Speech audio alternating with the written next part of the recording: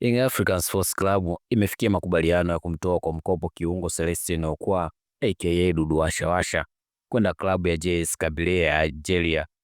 Kwa mujibu wa makubaliano hayo, JS Kabylie italipa mshahara Okwa kwa kipindi chote cha mkopo, jambo linalopunguza mzigo wa kifedha kwa Yanga. Aidha, pande zote mbili zimekubaliana kuwa Okwa hatocheza dhidi ya Yanga endapo klabu hizo zitakutana katika mashindano yoyote ndani ya kipindi cha mkopo.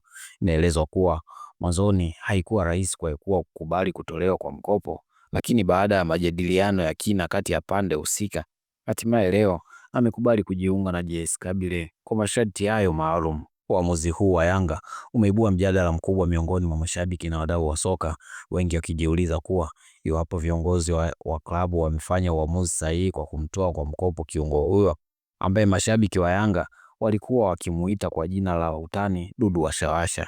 Wewe kama mwana Yanga unaonaje maamuzi haya ya viongozi? Je, ni hatua sahihi kwa maslahi ya timu au ni pigo kwa kikosi? Dondosha comment yako hapo chini. Usahau kulike, kushare na kusubscribe ili kuendelea kupata habari na matukio mbalimbali ya kimichezo.